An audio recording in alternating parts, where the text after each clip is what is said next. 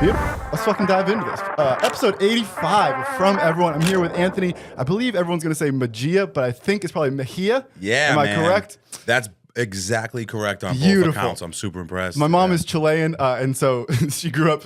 I don't speak Spanish that well, but I speak it well enough that I looked at that name and I was like, I bet white people mess that one up all the time. My whole life. Yeah, happy to get it right, my man. Thanks, man. Dude, thanks for making the trip down here. Before we dive into anything, my quick little plug for myself up top is that I'm booking music videos for 2025. So if you're listening and interested in a music video, let me know. Let's chat and make that happen. For Anthony, I know you got a couple shows coming up here, my man. So the first one is December 13th, playing at the Worcester Palladium with Dreamwake. It's a holiday show.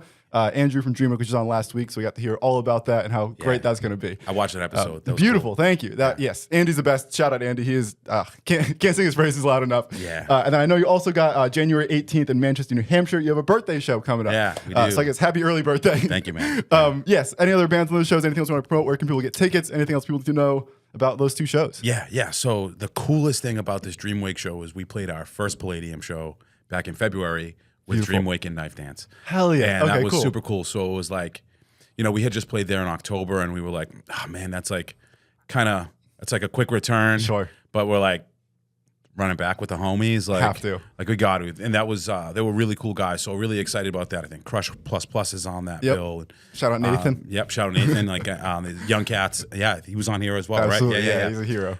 Young Cats and Devitalized, they're opening that up, and they've been doing their own little thing, crushing the scene for like the deathcore scene. I think some of them from Connecticut. Cool. Cool. Yeah, so we're excited to be back there. Palladium, you can hit us up for tickets. Without fees. Without fees. Save those money. Yep. Save $10. Support the band. Save yourself money. It's a win-win. Exactly. Make it happen. Yeah. At birthday show, shout out Joe Chubbuck. He's a bass player in the band Rat Blood. He's like, we got the state. It's my birthday. He organized this stuff. Beautiful. Love the dudes in Burying Point. Love the dudes in Death Sand from Maine. We played our last Palladium show, a Renaissance with Erase Me. It's kind of like, wow, these kids are sick. They're ripping. Yep. And hit them up and was like, you guys want to be a part of this? And yeah, we're going to do that in Manchester at Bad Burger, so that's going to be really cool. Hell yeah. Bad Burger? Yeah. Is it a burger joint? Oh, man, yeah. And they've been doing really cool shows. Like next weekend, we have like Gum Scab will be out there. Bad Burger, it's not where great. I planned to start. One of my favorite through lines on the show has been learning about the places people have played shows that are crazy. And like one of my favorite ones stands out. It's I have some buddies who played in a carpet store. So, wow. And it was just one of those, like, I think it was up in Maine. Yeah, it's one of those, kind of sounds like a similar thing to this, where there's just not a ton of venues around there, so you just make do with what you got. Well, what is happening in a burger joint? How did a show end up in a burger joint? That's the crazy thing is Manchester has plenty of venues. Like, they have the Shaskeen and the Jewel is still there. So they just were like, we're going to do shows here. It's in a great location. The burgers are great and a lot of bands are playing. So how much does it feel like a venue? Is it just like a restaurant where they're just move some tables? That's a great question. I haven't played yet. Okay. I'm going to my first show there on the 6th, but they have a stage. Okay. I mean, they have a stage. Sure. They have a place in the corner designated for a band to be. But it's cool. The drummer will be like right at the window looking out. So interesting. Like people can walk, like they've actually, from what I've heard, is like got a nice little crowd of people that come just walking by. Interesting. And are like, in Manchester, New Hampshire, there's foot traffic. Dude, Manch Vegas. That's crazy. Manch Vegas, baby. You also touched on the Palladium there. I like to start by going back to square one here of how we first got into this journey. I believe I heard on the Angry Advocate podcast that you grew up like a mile from the Palladium or something, so that's very much home for you. Home, right down the street, man. Some of the coolest shows in my life. You grow up going to shows there all the time? Absolutely. Do you have any memory of like the first one you went to, or what was one of the early ones? 100%. My first Palladium show ever, and not indicative of even like the shit that I started listening to. Okay. Non-Point Fuel and Seven Dust in 2000. Non-Point is one of those bands that I always forget, but they have a couple songs. Now I like geared more towards like the punk shit, but like I appreciated like the heavy aspect of those bands. Yeah. But I new metal never really like resonated. Same. So like I really dug that show. Like Fuel fucking was crazy good, and like similar genre like Incubus is one of the greatest bands I've ever seen live. So like it didn't surprise me. Like they felt very much the same at that time. But like I wasn't like really into that stuff, but it was like I was going to concerts and like realized I wanted to go to concerts, so it didn't matter. Is this like, are you 7? Are you 15? Like where roughly in life is this for you? Let's see. So that was 24 years ago. So I would have been like 12. Damn, like, okay. Yeah, and that would have made perfect sense because I was like just starting to like really play drums and like really picking up skating. So That made perfect sense. Yeah. Yeah. My first show was on a 10-year memorial of 9/11. So it Oh, always stands out shit. to me as like, yeah, I know exactly what the date was. Dude, we 'cause just it was had an a- Avenged Sevenfold show at like the arena around here. So they had like Really? this big a big tribute kind of thing going on. And it was a really like, yeah, it's one of those days that like as much as I remember the concert, it's like, yeah, the whole thing is like, yeah, I will never forget exactly what day on the calendar that was. How old are you, if you don't mind me asking? 28. Okay. So, All yeah. right. So in 2001, you were like, No, I was 5. five, Yeah. I'm yeah. like right at I was just having this conversation the other day. I'm like, everyone has this like, where were you on that day kind of? And I'm like right at the cutoff of like, I don't know. I was in kindergarten. I would have come home, but like, I don't really have any firsthand account of it. dude, I just had this fucking conversation yesterday with my friends at the band room. We were sitting there smoking Yep. a joint. It was like, where were you? And I was like, I was actually not in school because I faked sick. Hell yes. Because I wanted to go buy the new POD CD. There we go. And I stayed Hell home yes. to go buy POD, and because like they're one of the only bands in that like era, Yeah. that still fucks to me. Like I don't really care. Like Sure. I love POD, Absolutely. Yeah. but that's where I was on that date. That's really wild. That's funny. Yeah. POD is my childhood, like getting hyped up before my soccer games, putting Boom on in the headphones. Bro, It's if like, that doesn't was hype it. you up, you're crazy. Yeah, That's about as good as hype songs get. Yeah. he was. So that the drummer's name was Wuv, like WUV. Interesting. Okay. And again, at that time, like I had just started playing drums, so like I was really into him and Jose Pasillas from Incubus, and obviously like Travis Barker and shit. Sure. But yeah, I was like, okay, like I'm not going. My mother woke me up in a panic, and I'm like, what is happening, Mom? What is the concern here? You just woke me up. This is bullshit. I'm sick. This is POD day. I'm It's better be sick. something big. I'm sick. I need to go get the CD. You know? Yeah. Nuts. Yeah. It all goes. You also mentioned the skating part there, and that was one of the things on my list here that I wanted to dive into. Yeah. The skating to me is always a fascinating thing of like we look at it as like a counterculture, and I think when we see kids skating, the knee-jerk reaction for most people is like those are rowdy, rambunctious kids, and like definitely skaters are known for trespassing like skating places.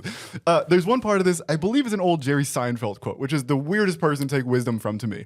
But it's some iteration of like whenever I see kids skating, I would see them fall and keep getting back up, and that was like, oh, that kid's gonna be good because once you like learn to fall down the stairs 100 times just to chase the kickflip, just because you want the kickflip, How powerful is you're that? good.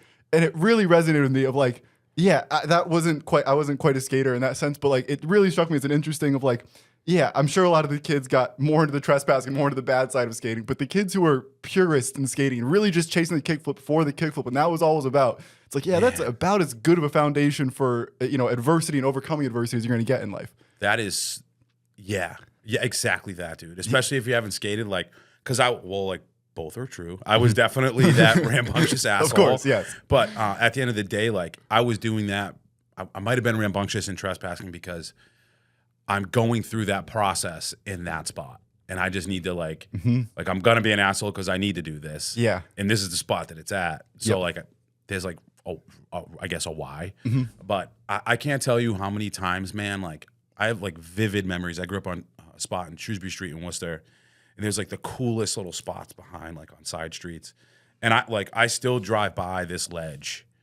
And I'm like, the amount of times that I literally like rolled my ankle in a day Yep. and went home at like 13 broken. Yep. Like a broken man, a broken boy.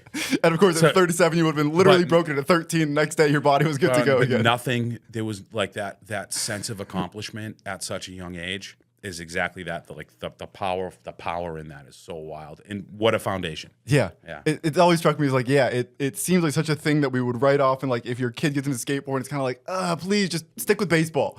Yeah. And it's always struck me as like a brilliant little pearl of like, yeah, Seinfeld may not be perfect in other ways, but that is a very odd point thing that he got. And when you would see girls skating, you're like, it's so like they're so hard. They'll probably beat me up. Yeah. Yeah, you know what I And mean? for that Like, girl, it's like, I'm sure she went on to be great because whoever is going to overcome all the stigma and overcome all the other bullshit and just be like, no, this is what I want to do. This is what I'm going to do. Fuck you. now It's like, that's a powerful woman now. they're like, are so many and like young. I saw like this video of like this 12-year-old doing tricks that like my favorite skaters back then were like never doing. I grew up Like an X shit Games that kid. like yeah. like shit. I don't even know the names of these flips that they have now. You know what I mean? I'm like, this is good. Yeah. You know, this is a good thing. Do you have the itch to skate at all as an adult now, or is that Yeah, fully man. out of your And system? even like I'm 265 pounds, but I can still do a heel flip. Damn, okay. Yeah, I mean, I like, it's 50-50, I break a deck. But like, if you put like a little rail, like I will board slide it. Like, yes.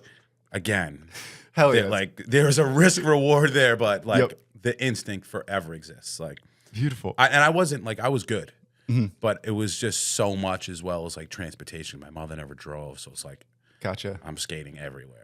How much were you chasing the kickflip? How much was it about hanging with your friends? I assume it was a little bit of everything, but were you like, were you a purist hardo of just like, I just need to land the trick, or was it? Total purist. For like, from like 12 to 16, I was like dreaming of skateboarding that day. Like knowing that like I have a crew tomorrow that's going to Auburn Skate Park or Oxford Skate Park, or like that I'm gonna varial heel the 5 set. Yep. Like it's going to happen tomorrow, and I like it was so fucking important. That's- like my wall to wall pictures of my favorite skaters. Like I only rode Element decks in '98. You know what I mean, or whatever, and like these particular brands, and I can still siphon them off, and like I still go back to like watch the skate videos I used to have. Like it was so important. I think that is a kind of a unifying trait to the whole like metal community. Is this like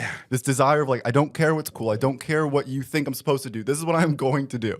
And I heard, I think it was a Knocked Loose quote where they were talking about how like metal kids run the world. Like all like the stage managers you meet are all metalheads. They're all recovered metalheads. And every tour manager, all these press people, like there is something in our community that is this determination, this resilience. Yeah. And it's a really interesting thing that to me is fascinating. Of like, where did we all get it from? Skating seems to be one of the big hubs of like, that's where a lot of these kids come from, where this attitude, this mentality comes from. Yeah. That then allows Knocked Loose to go on Kimmel and be brave. Yeah, that's such a good point. It really is. Like you have that. It's already like a niche community as it is, right? So, and every single one of us in high school would have been cooler to get involved with whatever, the rap equivalent of whatever we were into. And like all the kids that like were clearly like the punk rockers or metalheads or like alternative kids in school, not all of them skated, but all the kids that skated connected to music. You know what I mean? So it was like, it just went hand in hand. Like I would have never, ever wanted to make music if I didn't skate. Like it started with, I should thank skating. The two cultures are very intertwined. Yeah. I mean, like just what are the songs I'm hearing in these skate videos, right? You know, and it's like Fugazi and like A Tribe Called Quest and Blink, and I'm 10, 11. You know what I mean? Like, okay, well, this is like I want to skate to that song now. So I'm laughing because you got inspired by skate videos, which is so much more badass. To me, my first intro to metal is like from Call of Duty montages. And they would have songs that were, Crown the Empire was a backing track. And it was like, what is this? I need to hear all of this. Yeah. And this was like, I'd started with Good Charlotte and kind of, was on the slippery slope. But Call of Duty is the first time I'm hearing like true Heavy. like metalcore, something that's heavy. And it's like, Angry music. Whoa, I need to find out what the fuck this is. But that's way less cool than a skate montage. Yeah. But like the heavy music, like Korn was heavy. And like, again, they never really resonated with me, but I knew that I liked when shit was heavy. Yep. But I also was like, to this day, man, I still listen to pop punk as much as I listen to hardcore. Yeah. You know, like I love MXPX so much. That's the band. And I'll listen to them forever. They're never gonna go away. Because I like fast music. Yep. I love fast music, and I love fast music more than I even like heavy music. I almost like don't listen to a lot of music that is what I play. Interesting. You know? Interesting. I think it's a common trait for a lot of us here. But I also find myself forcing myself just because I am going to be 37 and new music is still from 2010 to me. Yep. Right? So there's like this whole gap of like metalcore that I just skipped because I wasn't in it. That I'm trying to like go back and like learn from. And bring into like, well, like what was happening? Because like I'm just doing the shit I did in 2004. You know what I mean? And like, but if there's like something I'm missing because I had this humongous gap and I can like be cooler, like our band will be better because of it, then like I'm finding myself forcing myself to go into deep dives of bands that I traditionally, I'm like stylistically like, when I wasn't jamming was like, it's not my thing. But now that I am jamming, I'm like, it's all art. And I need that creative, inspiration. The same thing with movies recently, where like I've just never been a movie person. I just don't. Yeah, I don't have the attention span to sit. I've never sat through them. It's just never been what I am. And now to me, it's like if I'm creating visual art all day, like videos all day, I really should be aware of the films. Half because like the movies to me is like that's where the Michael Jordan of filmmaking is. They're not in our world. They have transcended our world into the Steven Spielbergs of the universe. And it's also like so many people come to me and they go, "Oh, I want to do this kind of based on the Matrix," and then I have to go be like, well, let's watch 4 scenes of The Matrix on YouTube and kind of get familiar with this because I don't know what you're talking about. And it feels like I would be, similar to what you're saying, how Rosaline would be a better thing. I think I forgot to mention you're vocalist of Rosaline in all our interactions. I apologize. Maybe? Yes. Did we? I don't know. Well, we talked about having shows, so I assume it came out somewhere. Yes, beautiful. I hope I did. If not, my bad. I'm still learning every day. Trumpet and Rosaline. Yes. But yes, I'm the same thing with movies. I'm like, trying to educate myself and revisit them because, so much of what I watch is YouTube. It's kind of bite-sized, consumer-sized content, and I don't have the rich underbelly of movies that I think. I think there's some pros and cons there, but I definitely think, if nothing else, I can be educated and then decide whether I want to be influenced by it, kind of. Have you become like a snob with movies because of it? Like when you see like how someone is filming something, or like how I would have done this, or like there's two sides to that. I think one side of that is no, and in that sense, it's like I don't think anything is good or bad anymore. As like I'm watching things, it's like I don't believe in a good or bad movie. Or people go, "That's the worst movie," and it's like I don't know if I believe that. I think that there was something there that's redeemable, someone's vision that was being executed, and in the best movie, I think we can also play the opposite game of like they really should have done this differently. Like I think it's so preferential that it makes me mad when people define things as good or bad movies. Do you enjoy it though? Like can you find are you enjoying nothing, or do you? That's the flip side of this thing. Is I think nothing's good or bad. I also have real trouble getting into it because all I'm aware of is like there's a guy with a boom mic over your head. There's 3 cameras around. I know there was a light there that's being motivated by this. I'm aware that this thing in the background is fake. I get so lost in that I joke that like when I watch a movie, I don't know what the plot is halfway through because I've been so obsessed with like, oh, there's a continuity error right there. His jacket wasn't open in that scene, and now it's open kind of stuff. Or there's a light there they don't want us to know about. There's a boom mic, whatever. That halfway through the movie and go, I have not a single clue what is happening in the movie. I don't know if this is a good guy, bad guy, happy, sad, not a clue. It's interesting. I don't think I figured as much, honestly. Like I'm the same way with music. Yep. I like won't listen to it until I need it. Yes. If I hear someone playing, I have to write a song that's like to an Every Time I Die riff. Mm-hmm.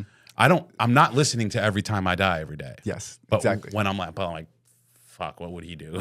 Like I go find myself and need it. So it's probably the same thing you do for YouTube videos. Yeah, it's probably it's a similar affliction that we both got there. Yeah. I know your music journey started here. You mentioned that you wanted Trumpet, and this is coming again from the Angry Advocate podcast. So shout out to them. That was a great interview that I enjoyed watching. I know you said you wanted Trumpet. You end up with drums, and then there's a little layoff there before vocals. My follow-up question there is like, how does I can't imagine I played cello when I was like that was my 4th grade instrument. That was what I picked. Yeah. And I feel like part of the reason my parents gave me that, my sister had a violin, is because they didn't want to listen to a trumpet or to a drum set. So I'm curious, was like music in your household, why was trumpet and drums, like why was that the first place that worked out for you? Yeah, no mute, like my mom liked like fucking Barbra Streisand and like Celine Dion. And like, I mean, don't get me wrong, like I learned to love like Journey and like a lot of other cool shit, you know, Kansas and Meatloaf. Sure. Like shit that I really love. Aerosmith. But like no one, again, skateboarding strictly showed me punk rock. The movie Newsies was a Disney musical. Mm-hmm. And when I was a little boy, that was the first time I realized music was going to be important. Interesting. So, were you involved in the play? Did you like in school? Did you just watch it? When I was going through, we'll just say hardships, sure, I found myself singing those songs. Interesting. And I realized whether I understood it or not, I was like there's something here. Like music helps in a different way. Yeah. But I just liked how trumpets sounded. So, which seems hard to imagine for me personally, but that's personal preference. I just listened to anything that I could. Yeah. So I liked, and it seemed so far away from anything in my life. I'm like, I'll play trumpet. It just came out. Yeah. And I got super excited with the idea of it, and they were going to give me one in elementary school. We're talking like 2nd or 3rd grade. Yep. And Mr. Thomas Unis was like $1 million. greatest, like maybe one of the most important people in my life because he just taught me like the patience behind music. He was like, we just don't have those, but here you go, and handed me drumsticks. And it was like, okay, cool. I like was finding punk rock the same time I got drumsticks in my hand. That's a good, and it just made sense. My mom bought me a snare, and I'm at home, and like even up until they closed the school, I went back and like marched in the marching band and like played snare with these kids. Like, beautiful. It was a really cool thing. So yeah, that I was like, okay, well, I know I love music. I'm just going to be a drummer. I have played snare. Yeah. Was the snare specifically is an interesting like piece of this puzzle? Do you remember the drum? Like, was it something that they went to Guitar Center and got? My assumption is you're buying for a kid who you're not sure. You just go into a yard sale and buying the first one you see for $10 kind of thing? I know, like my family, my mom was very much so balling on a budget. Okay. She probably had to wait till the first of the month. Sure. And she probably had $100. And she went to Daddy's Junkie Music in Shrewsbury right over the bridge. And she said, my son's 8. He's in a marching band. And I'm sure, like, you know what? I'm sure that it was fine. Yeah. I can, like, even remember it. And, like, yeah, like, it was probably perfect for me. You know what I mean? So anything would have been, yeah. I mean, and, like, we just didn't have money. So, like, the idea that I even had a drum was, like, fuck yeah. Let alone, like, getting to a place where I lived above a business. But the idea of being tight on money and having to listen to your 8-year-old son learn how to play a snare drum sounds like the worst 1-2 punch of all time. That was nothing. I mean, it got to a point like we lived above a Wilson Bowling Supply. We lived above a business. They made like trophies and sold sporting goods. And I had my drum set in the living room during business hours, and the guy was just like, my mom's name was Jennifer. He's like, as long as he's staying out of trouble. Like, good for him. I mean, like my whole fucking neighborhood, like all of Shrewsbury Street could hear me playing drums. You know what I mean? Like poorly, like may I add? Like, the whole fucking neighborhood. As someone who is a year into my e-kit, this is my new toy that I've been having a lot of fun with. We're on the show for a while. I was talking about how like we talk a lot about here on things that we want to learn, and for a while too, it's like I want to learn drums, but I'm rhythmically as far from gifted as humanly possible. And so it kind of became a thing of like, no, I'm gonna get one. I'm gonna prove to myself that I could do this thing.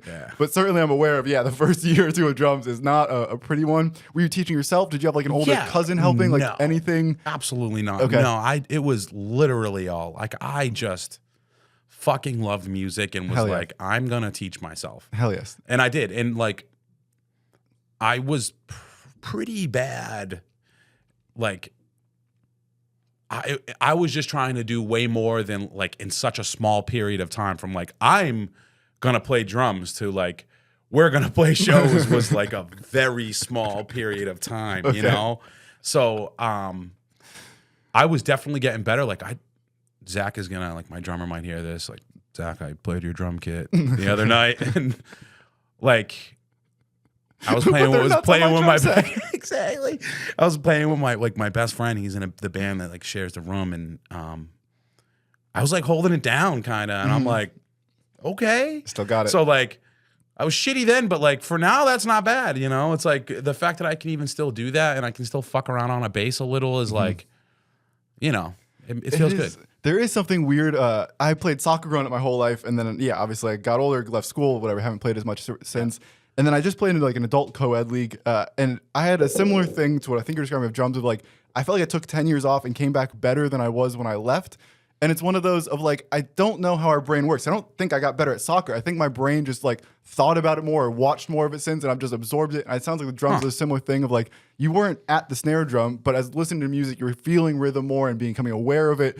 And in this period of not playing drums, you actually learned more about drums than if you were playing kind of. Yeah, that's such a great point. And I find it even more now with bass, because I got really into bass, and then like, I haven't played in a while, but I find myself being better when I pick it back up now. But it's just like the comfort of familiarity. Yeah. You know, so it's like if you can go in and like if I'm like trying to write a section and I can't do it, there's frustration with it. But if I'm just picking it up, it's like, oh yeah, this feels cool.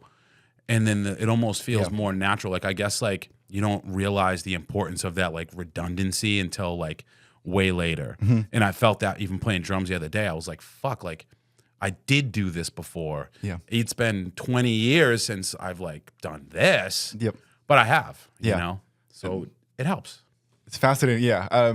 Fascinating how that all works and how it all continues to grow. So For sure. I know you go through the drum phase. You mentioned that you're trying to start playing shows there. My understanding was that you never quite materialize in drums and that there's kind of a hiatus and then vocals come back. Did you ever make shows on drums? Oh yeah, my first shows were as a drummer. Oh, hell yes. Yeah, Okay. yeah. So is this 10 years old still? No, so I got like, so snares would have been in there, and I was playing the drums with like local neighborhood kids. Okay. At a young age. Just some kid who had a Freshman bass. year, no, so it would have been the summer going into my freshman year was my first show. Damn, that So feels really early. I was like maybe not 14 or just Damn. 14, maybe 13 at the Trans Buddha. So, but like these kids that I grew up in the neighborhood with, like I knew since I was like 3rd grade. Yep. You know, 4th grade. And some of them like a couple, like were older siblings of like my friends.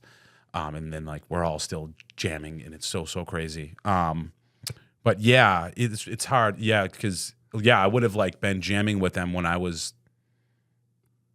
13. Damn. And our first show would have been then. I mean, my first Palladium show was 2003. Okay. So it was like not only like, and that was as a vocalist. Okay. So it was like, it was a short period of time on the drums, and there was probably 2 or 3 shows. And then that thing happened, and I became the vocalist of those bands. Because I was never a good drummer, so it was like it worked out for everybody. Yes. You know. Do you have any memory of those couple of shows on drums? Were they exciting? Were they fulfilling? Were they overwhelming? Did they go badly? Do you have any memory of? Yeah, totally. Okay. I just remember the sense of feeling of belonging. Yeah. Yeah.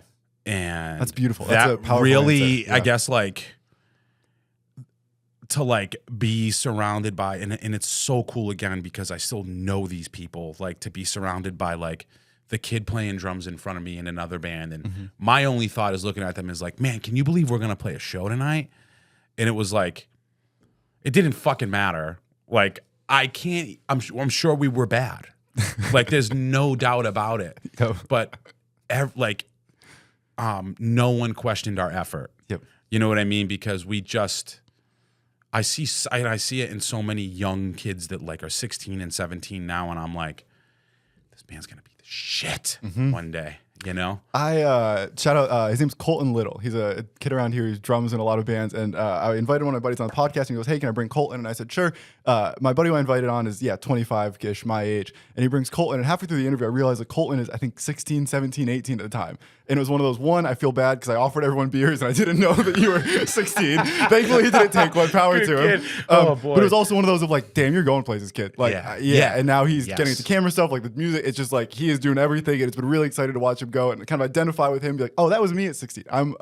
That is an iteration of where I was, and it's so exciting to see it in other people and see like, I think part of the show has been fun for me to realize like, I'm not a freak. This is a normal thing. We've all kind of gone through this thing, and there's a bit of us, and I think the scene is often like isolated in the sense where all the bands play together, but like you really know your bandmates, and the times to sit down with the bass player in the other band is few and far between, or it's in the green room and you chat about our day, our favorite beer, whatever, but it's rare that we get to sit down like this, have these conversations with people. And the more I have them, the more I go, oh yeah, we're all the same. Like there was all this wolf inside of us at 16 that was just desperate to latch on to something. And thank goodness we found this as such a healthy outlet for it. It couldn't be more perfectly said. And I would even say, or we are all freaks. You know what I mean? Or like, you know, or like, I'm not the fucking only freak. Yes. You know? Yeah. And because that's mostly how I'm fucking a wreck. Yeah. You know what I mean? Like, the only place I exist freely is this, metal and hardcore. I think most of us identify as that way, as a wreck. And of course, we all do such a good job and such an intentional job not of presenting it that way. Yeah. And I really appreciate when we're able to sit here and pull the curtain back and be like, no. We're a perfect example of that. I've never met you in my life. Yeah. And here we are. Yep. You know what I mean? And we can, and it's because this thing exists. Yeah. You It's know, beautiful. so It's been really wholesome. I think really important for me as a human to be like, oh, okay. We definitely have something that separates us from a lot of people, and there's a reason we don't all relate to everyone. Correct. But there's not no one. There is absolutely more people here than we're aware of that have the same thing. And you know what? And the people that we disagree with, it's great because they still have their own area within this community to exist. And that in itself is inclusivity. You know what I mean? And that's it doesn't really matter, you know, if you can, if you can exist over there and you're content and have that, then that's what happens, you know? Sorry, I took a sip at the wrong time there. It's all good. So I know we go from drums and then we stumble into vocals. My understanding here is that you're kind of, a drummer forever, and then someone needs to fill in last minute and you get up on stage and it's just clicks for you. Okay, so I went with Big Mike. Shout out Big Mike. Big Infinity Mike. Sequence. I mean, like, I don't know Big Mike, but I love Big Mike Big Mike's based on the the man. name alone. We 86 Chevy Celebrity that we drove to this show in, I think probably somewhere in Connecticut. I'm like 14 now. Okay. We're watching some local band play, and they're playing Newfound Glory. Beautiful. Hit or Miss. And I'm like, no one in the band is singing the fucking song, and I'm like really upset by this, man. I'm like, they don't fucking know the words. How are they playing this? And like my friends were like, okay. That's also an insane cover, is to do everything except for the lyrics. It's like, I'm like, what is happening? I was like, they were just expecting everybody in the crowd to sing it, and I'm like, this is weak sauce. And I just got thrown in it, man. And I like remember the guitarist being like, yes, take please. And I was like, man, it's so wild. I got goosebumps because I can hear it. Like, it's my favorite part of the song about to come. Like, where I grabbed the mic, it was like I had this moment where like the buildup was coming and I knew the part, and I'm like, oh, this is gonna be so easy. I remember thinking that. I'm like, I'm gonna crush this. And I did. It was like just awesome. Everybody was like, who is this child? You know? And like Mike, Big Mike's like, our bass player, he's like, you're never playing drums again. And I literally never played drums again ever since. Yeah. Do you still have that I'm gonna crush this before you take the stage? Or was that blissful ignorance, or is that just kind of how you're wired? Is that how you get ready to go on stage? No, man. It's been such a shift because I had such gaps. Yes. Yeah. You know, there was, when I became a vocalist, I played so many shows from when I was 14 to 17, but I was arrogant and I thought I was the shit. So like, again, like I just didn't really, cause like the bands I was in, like we were doing cool things. So like I was like, well, for my age, like looking back, like, holy shit. Like I didn't realize even how important it was, like until now. So there was never anxiety. Okay. What do you mean by cool things? Like what specific, like was there big tours you were part of, big shows? Like again, like I ended up playing like an amazing show at the Palladium in 2003 and like remembered getting like people like screaming like one more song chants and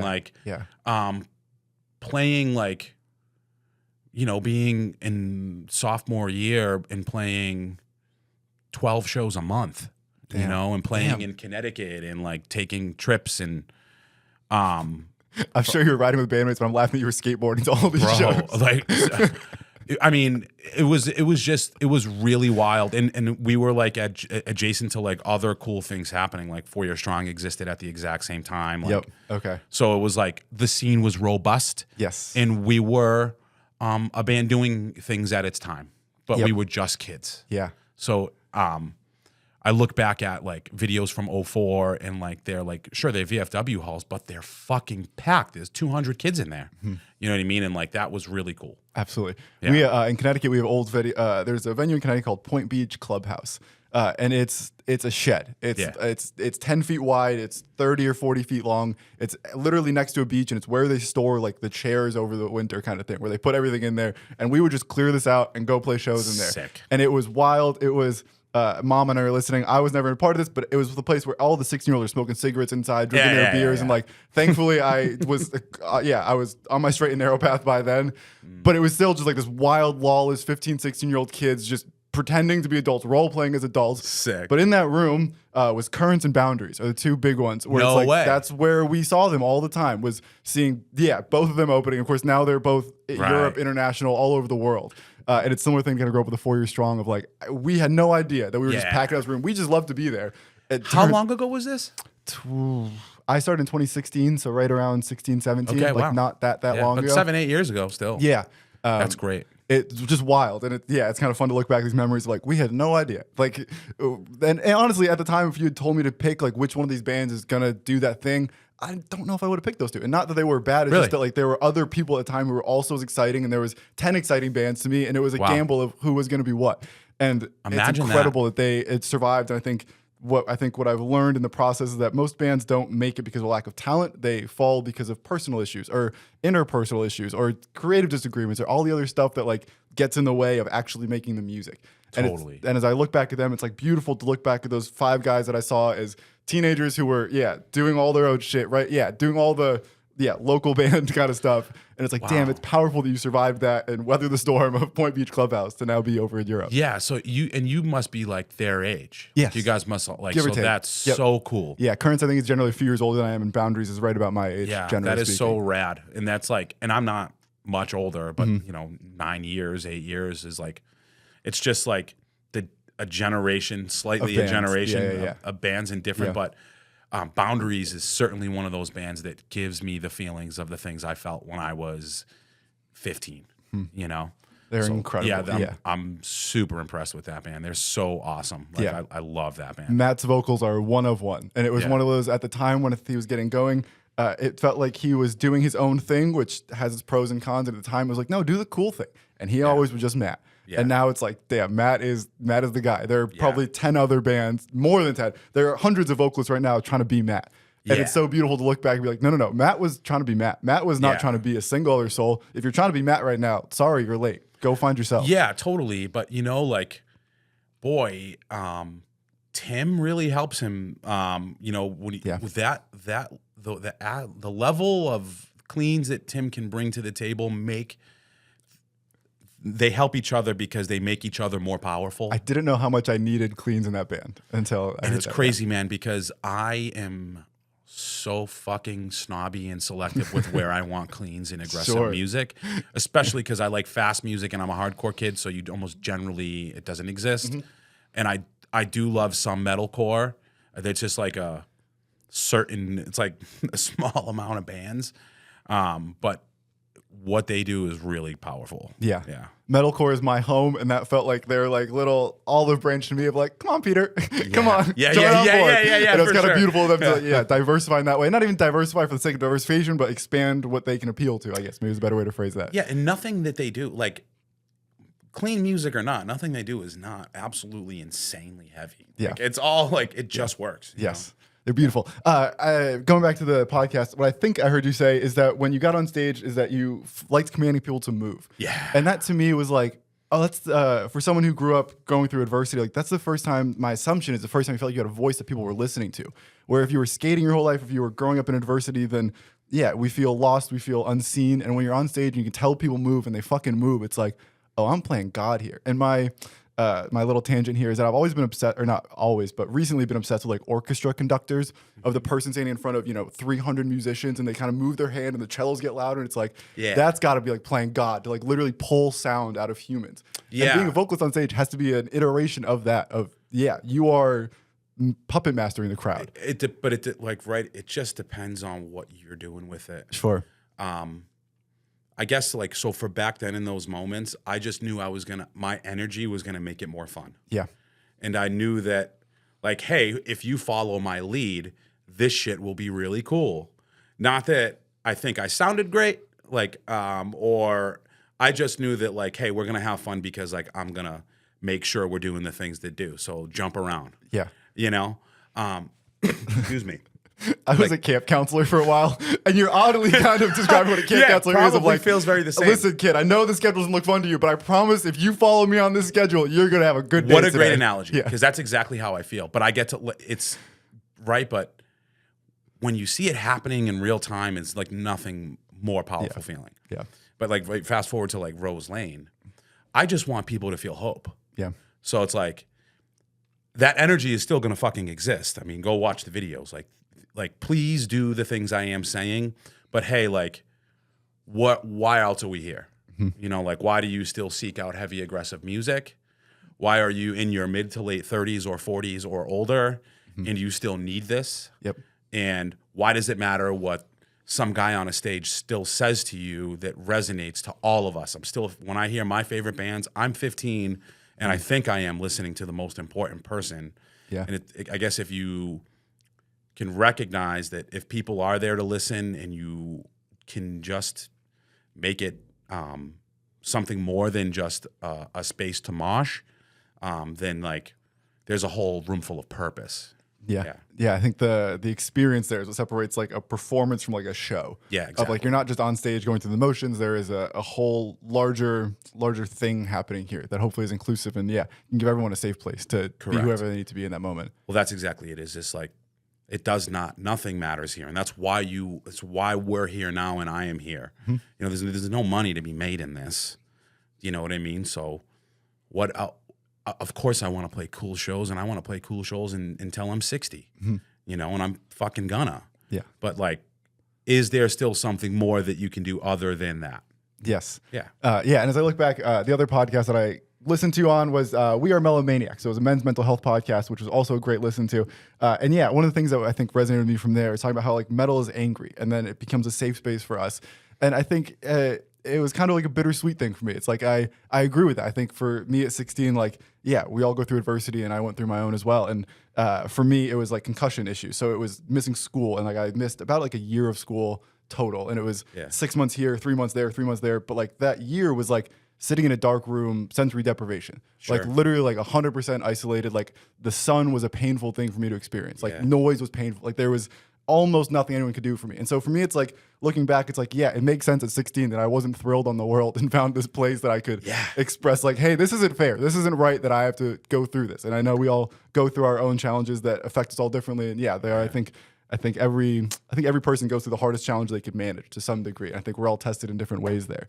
But I think it makes a lot of sense for me. But it's also then kind of sad to me as I look back and I look at all the other kids coming up. It's like, it's bittersweet that we need a place like this. Like I wish there was a way that we could enjoy this thing without having to be broken on the way in. And hopefully, it's good to be fixed, but it's a bummer that has to exist in the first place. Yeah, I feel the same. I guess like I felt very much so that, especially what you just said in its time, that like it was very much like, thank fucking God this place exists for me.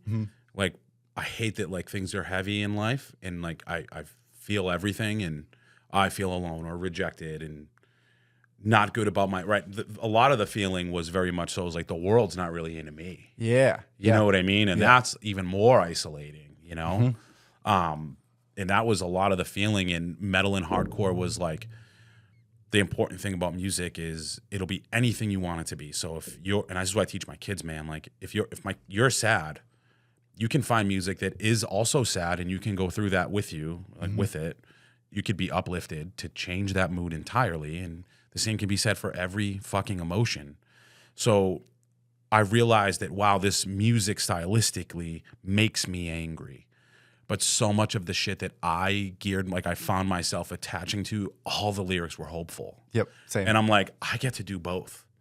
I am fucking pissed, and I'm angsty, and I'm angry for so many traumatic reasons that I don't even understand now, but boy, in 20 years I will. You know what I mean? But all I know is like, I needed that hope. And it would nowhere else exist. And and again, that's why I talk about wanting to do that. But I always find myself attaching myself to all of the bands and shows and artists that bring me that when I see it and listen to it. So it's just like, I really don't know what would happen to me if I didn't find it. You know? I think I'm grateful now where I feel like now I don't enjoy metal because I'm as angry. To me, it's like chocolate or like a flavor that I like, and I just like that flavor. And I'm kind of grateful to, I think, be somewhat removed from that part of my life that was here because I didn't want to be anywhere else kind of thing. But it does bum me out sometimes. I look at shows and it's like, with TikTok, there's been a huge revival of kids coming to shows. And to me, it's like, it's beautiful that we're seeing more people finding a place to come be. But it bums me out that we're still in a place where people are still, and of course, hurt and pain are never going to leave humanity. That is unfortunately part of the human experience and condition.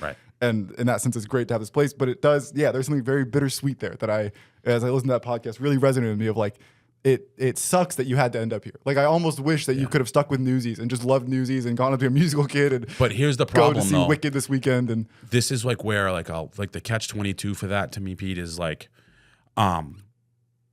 we didn't find drugs. You know, we didn't find those really dangerous things. We didn't find gangs. We found hardcore or metal. And ultimately, the tragedy is that we all had to go through something. There's the tragedy in that, right? But like the beauty in it is like, not only do we get the cool music, but like the friendships because of like-minded people. Yeah. So I guess, like I said, I felt those things in the moment, and now I'm just like, my life is still traumatic. Sure. So it's just like, I would be way more fucked up if I didn't have that and it wasn't drugs. You know what I mean? So like, it was the healthiest alternative. Yeah. That existed. And I think you're right that the community aspect for me was likewise important of like what I needed at the time was something to dump myself into. And I think when I get into the camera stuff, like that's exactly what it is. I'm in college and we kind of talked to this before the podcast, but I go through a lot of work experiences where I'm dealing with stuff that is far heavier than an 18 or 19-year-old should be working with every day kind of stuff. And so to me at that time, it's like when I find the camera, it's like, yeah, I needed something that I could do every single day that was going to feel positive and give me the same positive support, but also in a much healthier way that I could invest myself in long term and not feel like it was taking a toll on me. Where as I look back at some of those work experiences, it's like, for context here for people who are listening, it's like I worked at a summer camp and then became the director of the camp.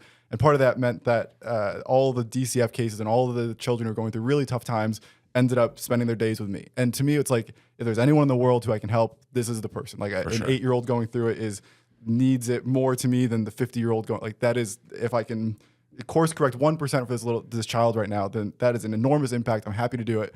But at 18 years old, I can't do that every single day. No, like it was this insane, just this insane weight. And I still look back at some of those kids as, I still think about them. And it's been 10 years. And I'm still like, damn, I hope things worked out. You'll never not think of that. No. That like they'll be on your mind forever. And it's like if I had done that for 10 years since then, I might be an alcoholic right now. Like it feels like it would have been like a weight where it's like, I get why doctors, police officers, why all these hard, stressful jobs have these issues. And I'm grateful that I found this place where I can still feel productive, still feel like I'm contributing, still feel like I'm supporting people, but do it in a way that doesn't feel detrimental to me in that sense. Yeah, and what really sucks is you realize at such a young age, there's a limit to how you can help. And then and that like no matter what you're doing, the hope is you can maybe change like a behavior, or like a thought, I can help 1%, but if there's an ocean of change that needs to happen, this little drop we can debate. And that's so depressing. Yes, it's so and you're just not in control. And for me, it was a very direct thing of like, I have this child from 9 a.m. to 4 p.m. I know at 4:30 when they get home that they're going back into all the things we just talked about and tried to overcome. And that was the hardest part to me of like, there is nothing I can do short of moving into this home. And that's not a place that's going to accept me or a place that I belong. Like it was this really finite thing. And I think, yes, certainly what we can do is help what we can touch. And we, can't touch everyone or help everyone at all times. But like the flip side there of like, as an 18-year-old, it was this really dark thing of like, man, I'm doing everything I can. And I think the second they go home, there's someone actively working against the good that I'm trying to do here. You were a psych major. How much did that lead you to realize you wanted to, that was a potential path? Sort of. I think I ended up as a psych major because my family's very academic. My parents are both professors. Like that's universities and academia has always been in the house. So I think when I was school was never a good fit for me. Like growing up, this was always a thing where I would come home and be like, Mom, this teacher stinks. This is dumb. This is dumb. Everything is dumb. And they'd be like, no, stick it out. And I would say, no, this is dumb. And so then I got to the end of high school and it was like, all right, I don't think college is for me. But to me, realistically, it's like I either get a job, and I didn't have a skill set at the time, and I knew that getting into, the jobs that are going to take me without a skill set are not long-term options for me, so it didn't feel viable. Or it was the military, and I very quickly was like, that's not for me. I'm not cut out for that. Of course, I'm thankful for those who are cut out for that, but it for me was not the path that was going to work. I liked my long hair. I liked my freedom. So then, so then I was like, okay, well, I guess I'm going to college, and if I'm going, the hard sciences didn't fit. Somehow psych was like the lesser of all the evils for me. But I didn't go to school because I was like, I can't wait to do this. It was like, oh, I guess I'm going to school. And if, then I got to do something. So I'll do this because it's interesting. So I kind of like backed into it. And I ended up getting my degree. But the whole time it was like, I'll jump through these hoops so that I have a piece of paper to fall back on in case this camera stuff doesn't work out. But it never felt like I think at some point in my life, I don't think I can make music videos my whole life. I think at some point I'm going to be 65 and go, I don't know if metalcore is, I don't think I'm going to the bar every night for this. So at some point in my life, I hope that I can get back to, 40, 50, being a mentor, going back into some of those roles that I left when I'm at a point in life that I can handle some of those things a little bit better. But you're flexing that part of your brain just by having conversations anyway. 100%. Right? Like you might not be digging in deep into like something somebody said specifically that might pique your interest. Yeah. But like you're taking in a lot of information that you get to dissect now. Ultimately, the human experience has been fascinating to me. I think that's been part of this thing of like, as I go through this, as I make music videos, part of the fun to me is that I get to join a new camp every month. That's awesome. So every month I'm getting to meet new people and going, what do you like? What makes you guys tick? How do you guys work? Do you want to call it 9 p.m.? Do you want to call it 9 a.m.? Like how does your brain work? How do you as a unit work? How does this thing make sense?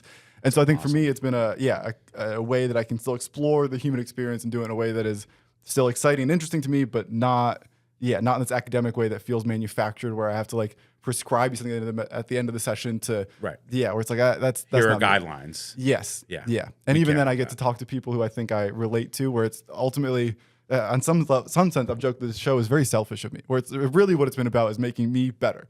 And what that means is understanding how other people work, understanding that's like, oh yeah, my brain does work similar to other people. I know I feel like it doesn't, but turns out there's more in common than I think. And like those things I think make me a better version of me, and hopefully makes me more able to give back to the community that I think gave me so much. Yeah, you get a lot out of it, brother, but let's be clear, it's mutually beneficial. I appreciate that. And I always hope that is the case. And I think that's something I'm actively always trying to make sure is the case, where it's like, I know this benefits me without a doubt. And I hope that if I can, give some of that benefit back to the person across the table, then life's good. What's great is like the benefits that you're talking about too have nothing to do with like social media or follows or likes or any of that nonsense. Like there's an actual thing being taken. To me, that's always been a very cosmetic thing. And it's like, I don't care. Like I would be better at I would be a more successful version of me if I played the social media game better. And to me, it's like, that's part of honestly where the podcast come from. If I think there's a lot of great reasons. I think one of the shittier reasons is that like it starts with concert photos so that I can post something every single day. And now with videos, it's like, if I put out one video a month, I can't post that 10 times that month. So the podcast then becomes a way to mix stuff in of like, here's a way that I can continue to stay engaged with the community. So there is a kind of a shitty logistical business benefit to it, but that's always been very secondary to me of like, I'm not doing this for clicks. Like I know what the numbers look like. If I was doing it for clicks, I wouldn't be doing it anymore. Right. And you'd be doing it, there'd be a different avenue. I would be much more, I would expand. But it's been a nice thing where I think, it's certainly beneficial to me. And I hope that when people listen to it, and I think I've had this feedback from people that they hear it and go, oh, that made me feel better. That helped. And it's not a direct self-help podcast. It's not intended to be that. But there is something about, I think, hearing us be honest, open and honest about it. That's like, that is valuable to people. Correct. Totally agree.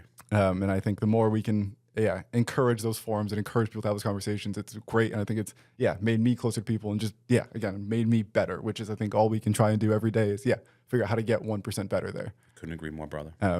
Beautiful. My thought for you here is, we talked about going through adversity. One thing I've been trying to figure out for myself, I've been getting into journaling. I've been through all kinds of therapy in the world. I've been through all the meditations in the world. I'm curious, how do you handle this adversity now when you're feeling it, when whatever is stressful, whatever's bugging you? Are you journaling, meditating? Is it going for a run? Like, how are you dealing with adversity these days? How are you finding peace in moments that don't feel peaceful? All of those things. Okay. It's never anything specific. I kind of just feel like I'm in this, more recently in life, in this constant state of survival. Sure. So for me, what I'm trying to do is just find like pockets that I can make everything slower. So whether that be ensuring like good sleep, huge, has been so important, and like really prioritizing that has been like such a big aspect of life. I do little things like I'm getting back to like cooking again. And I love cooking. Like if I wasn't in Rose Lane and like, I have a full-time job. So Rose Lane, I have 2 jobs, and Rose Lane is like the third one sometimes. But if I wasn't making music, I'd probably be feeding somebody in some capacity. And doing that again has a huge satisfaction. And that is an act of self-care also. For sure. I think that taking the time to make the vegetables and make the things the way you want them is like, we could just go to McDonald's. Like it's going to. And I was doing that, and that's self-sabotage. And, and then it creates these whole other awful things. It creates this version of you that's always looking for the 99-cent solution to this problem. It's like, no. Get the steak, get the asparagus, like spend an extra penny more and a little more time. But patience. there's something like Yep. convenience doesn't always pay. And Yeah. finding that has been super important, but so much of the past struggles that like I can reference, I didn't have this. I didn't have my outlet. I went a decade between, Mm-hmm. I went 15 years in between shows. So it was weird. Like you would think that like, and I come from a family of writers, and you would think that like I would just have continued to write. But I think I was so hurt that I felt like I lost something when my high school band broke up. Mm-hmm. It just felt like more abandonment. And then that it felt more of like a hurtful thing Sure. than Interesting. something that I remembered to be beautiful. That for the first half of that 12 plus years in between doing music and then ultimately 15 years of playing a show, half of it was like very much so my bitterness Yeah. that kept me away from it. It was not a healthy place for me. Interesting. So I didn't need to write. It wasn't a process. And then the other half of it, like I got married and had kids, and I had a daughter that was like not healthy. And it just like, there was no thought in my mind. I went from being really angry to like being too busy, that it was just kind of like, well, like I think I've moved on as this thing. Mm-hmm. Too busy to be angry. Yeah, anymore. yeah. And my anger wasn't going to be healed by music right now. Mm-hmm. I was fucking wrong. I didn't realize how much I wish I had it, and how much I wish I still felt connected to hardcore and metal, because those were some of the heaviest moments of my life. Yeah. And even when like you can look back and be like, damn, those moments as a child should be heavier, but I was connected to this thing that kept me alive. Mm-hmm. And then I lost that, and I was just so fucking angry. And this is the first time in my life, even in 2021, when I got back into it, I joined a band that like had a vocalist, so I was still playing all his songs.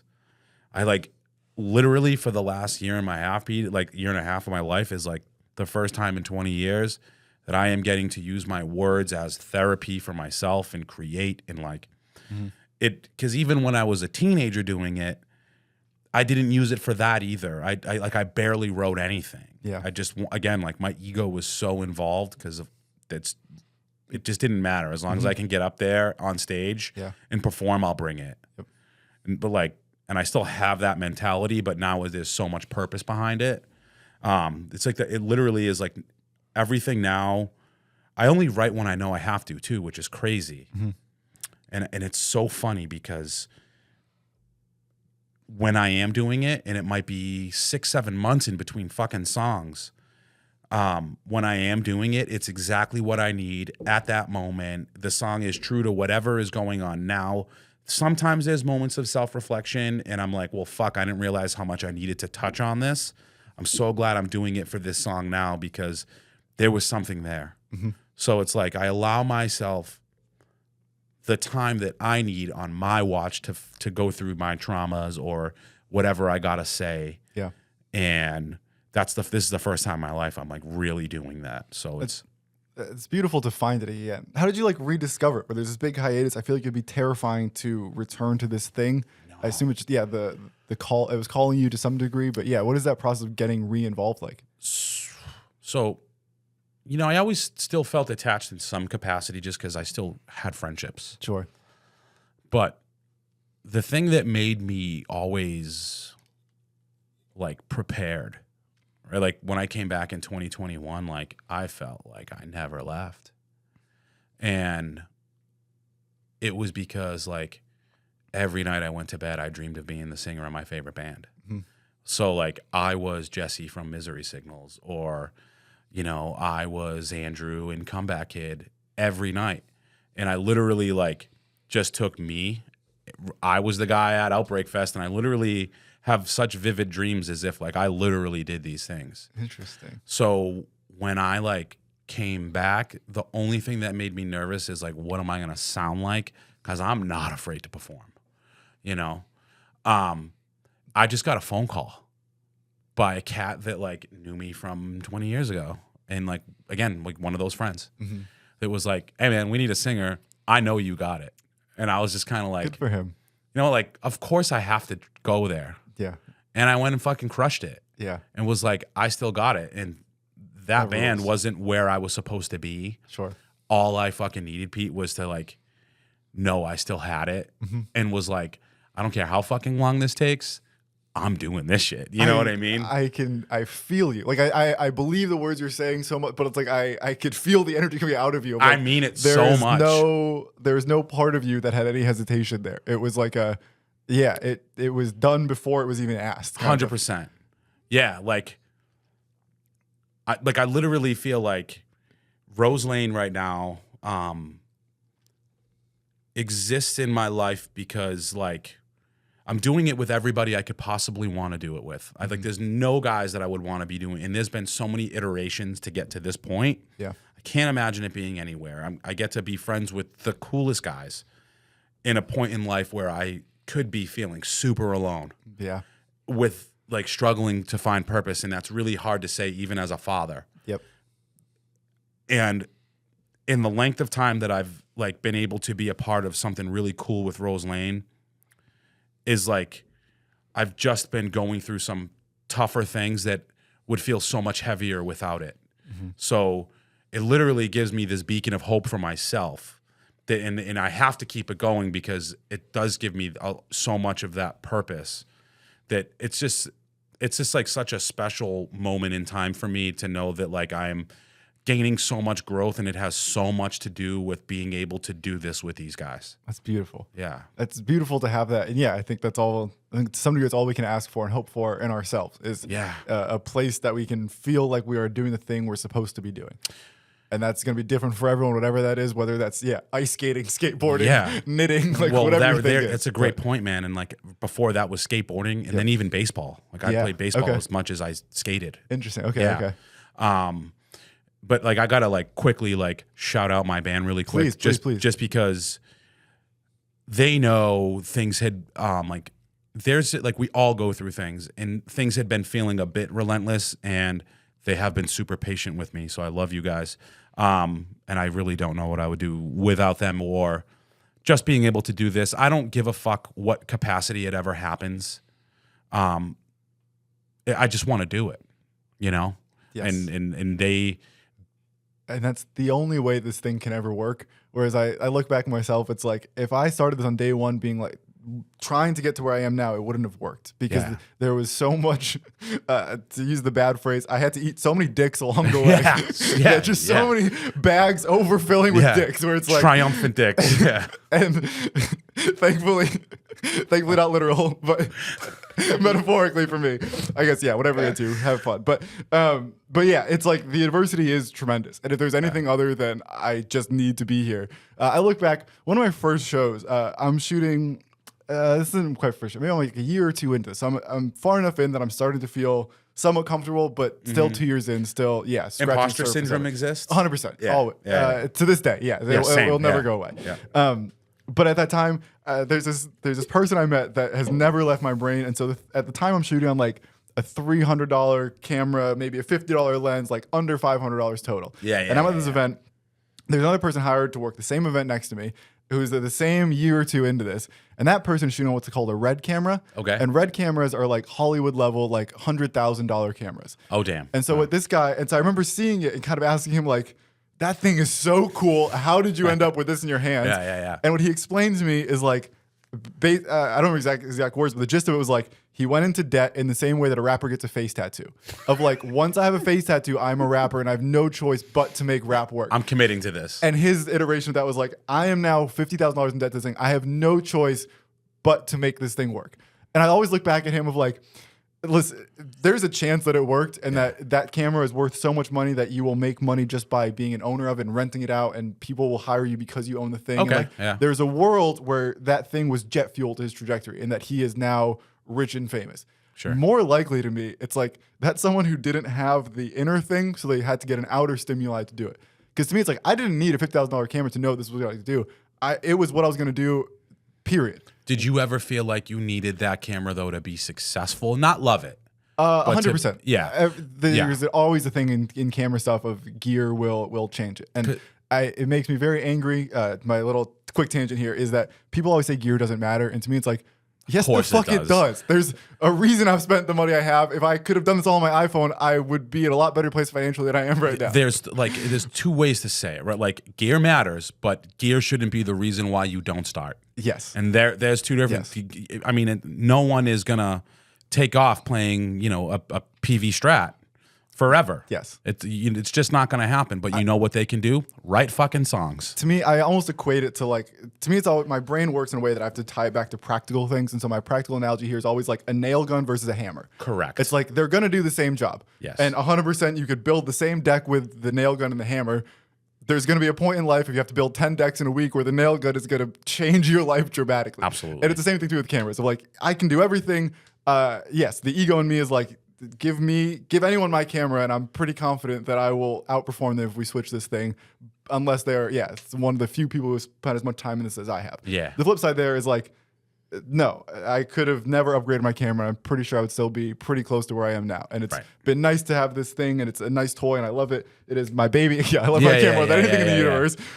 But yeah, it is a small percentage of why where I think I found success in this world has been a lot of me and a little bit it's of a that. necessary thing. That's all that it is. Yeah. Yeah. But yeah, it's always been a game there. I'm forgetting where this came from here. The internal thing. Like you kind of were talking about how like this is somewhere you were always going to be. And to me, it's like, I didn't need the $50,000 camera to tell me this. I knew, and I would argue that probably it paid off that way, and that without this inner thing that brings you back to music that makes this worth doing, Rosaline doesn't happen. Like there is no paycheck that could have facilitated this, because the paycheck is then always not enough. It is always finite. It is always a terminal point. Absolutely. And it's like the inner drive is never terminal. There is no end point. You're going to be 75 and see someone on TV and be like, I bet I could fucking do that still.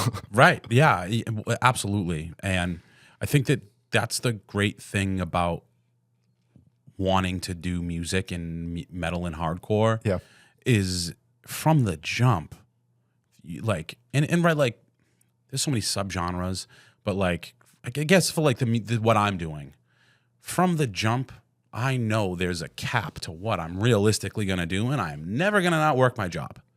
So if like just knowing that, unfortunately, I actually still think there are some bands that think that that could be a career choice, and you know what?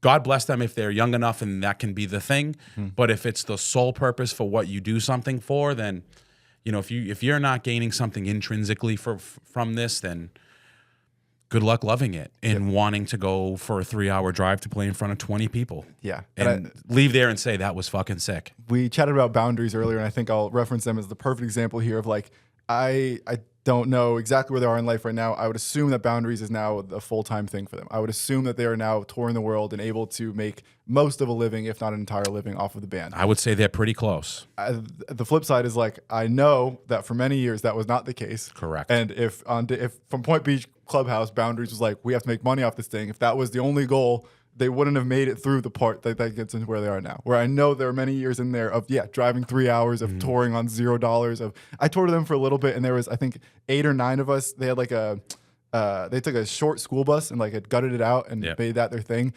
Me and 3 guys slept on a futon together for like weeks. And it's like, if you told them, like, if money was the only goal, no one, like, everyone's quitting in that moment. No one's sleeping 3 wide on a futon.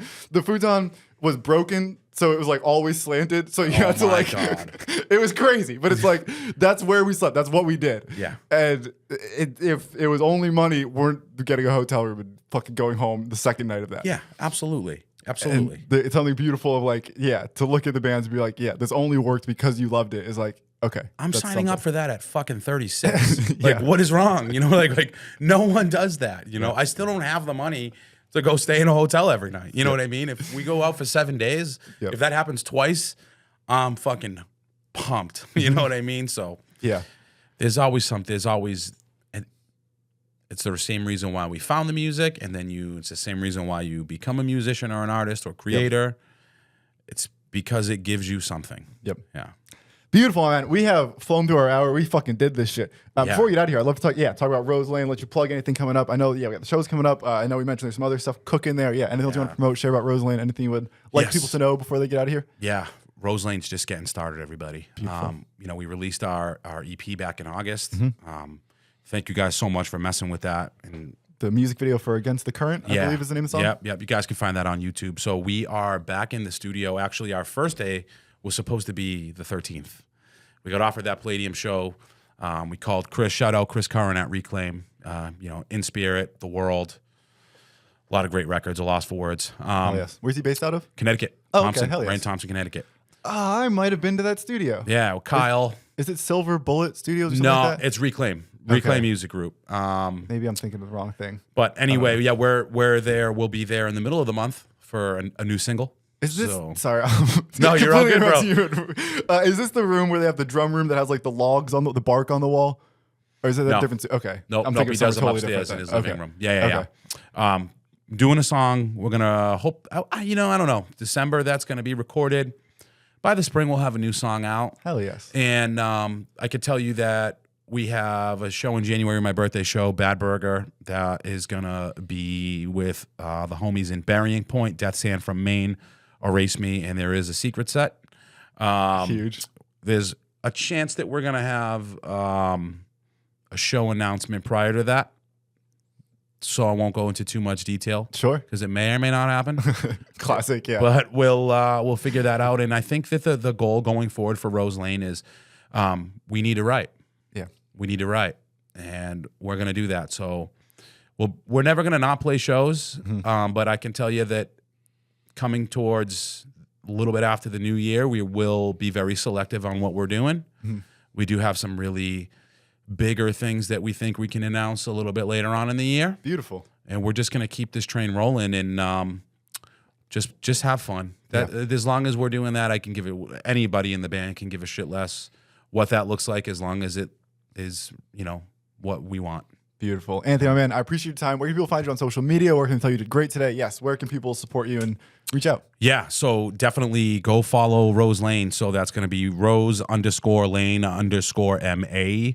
You can find me on my personal. It's going to be Anthony_M for Michael. My middle name _ my last name Mejia. Mejia. Yeah, Facebook. Not all Mejia. That shit. Not, for all you pedestrians man, listening. every fucking person on earth called me Mejia. So the fact that you knew how they were going to fuck it up and got it right was pretty impressive, Pete. Man, thank you for having me, brother. Of course. I mean, thank you for making the trip down. Yes, please support Anthony, support Roseland and everything they're doing. Beautiful. We did it. Episode 85 from everyone. Mission accomplished. Thanks for listening. Leave a comment, like, I don't know, do something. Make me feel good about my life. Have a great one, friends. Let's go.